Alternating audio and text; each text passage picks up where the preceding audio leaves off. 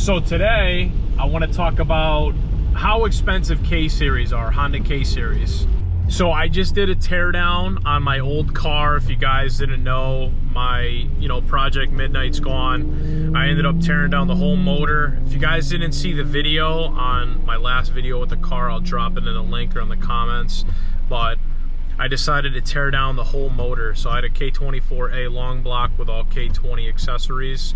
So, able to get my other shell going, I stripped all the parts off the K24A long block, and thank God I did that, because if I didn't, I probably would not have got the other car going. Figured to be the perfect day to talk about how much money some of the parts I took off the car were, and how much money I saved myself in getting my other swap going, getting my other swap on the road. We're gonna figure out how much today, how much I saved myself. And we all know, for starters, that this is nothing new, guys. K-Series are pretty expensive. You gotta pay to play. It's, as you can see, I got my little parts list. This is everything that I could remember. So I'm probably missing out on a few things. And most of the stuff I have a general idea. Like, for example, I know how much the oil cooler is because I just saw. I know how much the intermediate shaft is. I just saw that. I studied and I reviewed all the parts and what it would cost me if I were to buy them all pretty much outright. So I have a general idea of what most of these parts cost. Some of them I might have been like $20 off, but I just rounded up to the nearest. Let's dive into it, guys. This first part blew my mind, and I honestly was like, I might not even take it off. It's going to be a pain. So all these parts that I took off was when the engine was in the car. I think I have some pictures that I'll throw in, but you could see how tight it is. This first part blew my mind, and this came off my K20 because K24s don't have them stock. Was the oil cooler. Guys, OEM brand new oil cooler. And I'm not saying I could probably get one used for half the price, but I'm saying we're basing this video off of new parts, guys. If I was to buy everything new, because all you guys doing K-swaps, you're probably buying stuff that's relatively new, or if not, has really low miles on it. So the oil cooler is $560, guys. 567 to be exact, and I'll put a picture up on this display. Blew my mind. So I took that off. Figured it would help. Obviously, you're gonna want that on a high revving. I would want that because I'm putting my K20 back in, and if I ever go boost, it's just a extra thing to like help with reliability, I feel like. So I wanted to take it off, and I'm glad, because after I saw the price, I was just mind blown. So we got $560 so far that I saved myself potentially. Next on our list, we have intermediate shaft. So that's basically, you have your CV axle on one side, on the passenger side to be exact. That runs into the intermediate shaft. The intermediate shaft runs into the transmission. So that intermediate shaft, I almost said forget it, because one of my axles was being a pain to get out. So I'm like, whatever, I might just leave it. So I looked up the intermediate shaft, and honestly, I could have got one used for like $150, but a brand new one runs about anywhere from $250 to $280. So we'll just say $250 right there. So we got $560 and $250 so far. Next thing we all know is a popular part in the K-Series community, RBC manifold. I didn't want to buy a new one. If I did buy a new manifold, guys, I would have went with RRC, which is I think it's off of the JDM Mugen. Correct me if I'm wrong in the comments, but the only manifold I think that outflows the RBC is the RRC. We got $250 for the RBC Mani. I'm gonna add up all these parts at the end of the video, guys, so you can see how much I saved myself, and you can get a rough estimate. This video is gonna help all the people who are basically curious on doing a K-swap, or if you guys want to just know general like information on how much these parts actually cost. I will say, keep in mind, I have a pretty good parts hookup.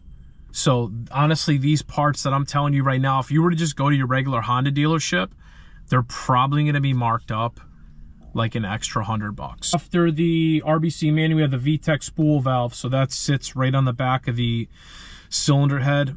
on basically all K series. All K series have the VTEC spool valve. Obviously, it's a $250 part. You need that for, you know, VTEC engagement, and I needed that to put back on my K20 because all these parts were originally on my K20. I just swapped them onto my K24. Next up, we have knock sensor. I didn't break mine. I was able to salvage it off. It's a pretty expensive part. It goes for about $100. O2 sensor, low miles. I put like maybe 2,000 miles on an O2 sensor upstream. This is for tuning and everything. I'm not gonna buy a new one. I spent $100 on an O2 sensor. 3-inch exhaust. I took my 3-inch exhaust off. They no longer make it anymore. When at the time I bought it for $200, the price is just went right up in value because it's pretty much a rarity now. Front lip. That's the HFP knockoff front lip that I had on Midnight. I'll put a picture up so you guys can see what I'm talking about exact. The lip I never painted, but I bought it at the time. I think it was like, I think I got it for like, it was cheap. It was like $100. Now the price went up to like $200. So I saved myself $200 on that. Cam sensors. These are both cam sensors. I think the cam sensors go for like $100 a piece. So for the K21, so $200 right there for cam sensors. Engine harness. You need this to run the whole car. I took it right off because it came off the 20. Runs literally all your accessories. It's like a $300 part. Radiator. So I have the DNA Racing aluminum radiator, and I bought it for $100. If I'm going boost, even if you're, you know, running high performance or you're driving your car pretty hard, half the time I want better cooling efficiency, so I took that off. AC lines. So my new swap now, the previous owner deleted the AC, and I had looked it up to see how much it would cost for AC lines, guys, and I'm not even kidding. One line, like short little line, is like $100. And there's 2 of them, so that ran about $200. So now we have all the parts that I remembered that I pulled off personally, and I could have pulled more stuff off, guys, but I just lost the motivation and I just wanted the car out of there. So let's add up all these parts now to see how much money I saved. All right, guys, I typed in everything in the calculator here, so let's go ahead and press equals to get our full amount.